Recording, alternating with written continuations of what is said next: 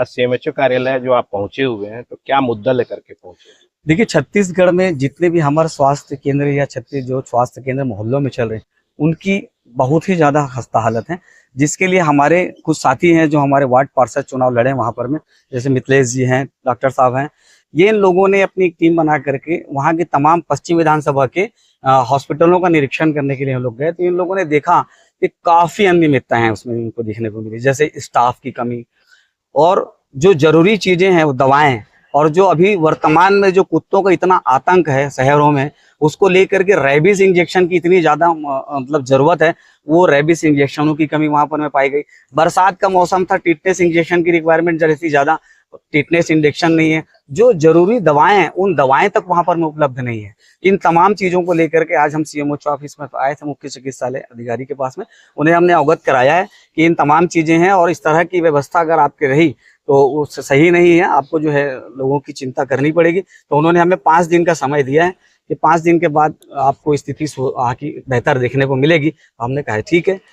5 दिन के पहले क्यों नहीं? अभी तो मोदी जी भी आ रहे हैं, तो क्या लगता है कि इस 5 दिनों में बेहतर कुछ होने का अंदेशा है? देखिए, करने को तो एक दिन में बेहतर हो सकता है, लेकिन जो आज उन्होंने हमें जिस इस तरह से उनकी व्यस्तता हमने देखा कि वो मोदी जी के कार्यकाल में व्यस्त हैं, तो मोदी जी उनके लिए इम्पोर्टेंट है, ना कि यहाँ की छत्तीसगढ़ की जनता उनके लिए इम्पोर्टेंट। मोदी जी के लिए उनकी पार्टी के लोग कम पड़ रहे हैं क्या, जो स्वास्थ्य अधिकारियों को जो है उसमें ड्यूटी में लगाया जा रहा है? स्वास्थ्य अधिकारी का क्या काम है वहाँ?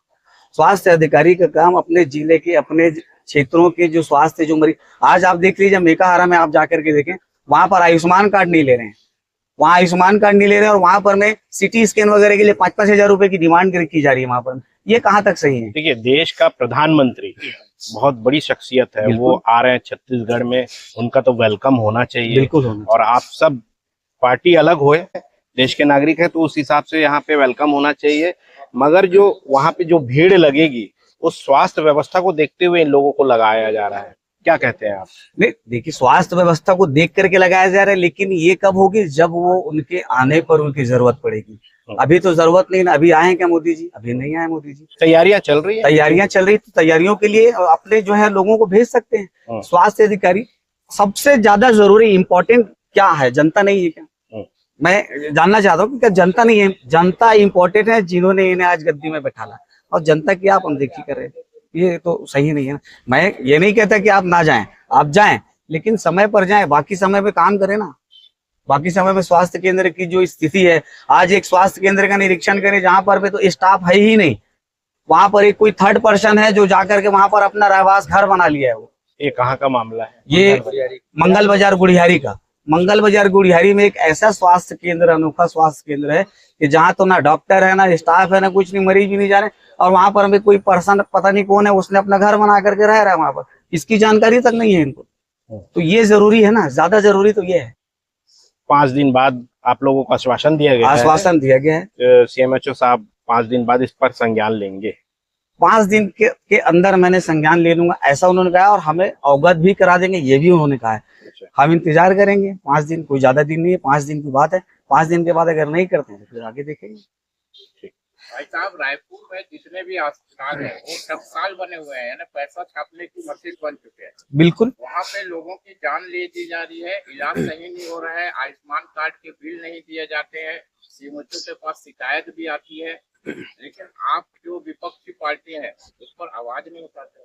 बिल्कुल, देखिए, आवाज उठाने के हमें क्या होता है कि कभी कुछ हमारे पास में, देखिए, जब जानकारी जैसे आती है, अभी हमारे पास में एक जानकारी है ग्लोबल हॉस्पिटल की। देखिए, हमारे पास में अभी एक भाई ने हमसे संपर्क किया ग्लोबल हॉस्पिटल में, 3 से 4 महीने पहले से वो जो है घूम रहे हैं, उनके पिताजी की डेथ हो चुकी है।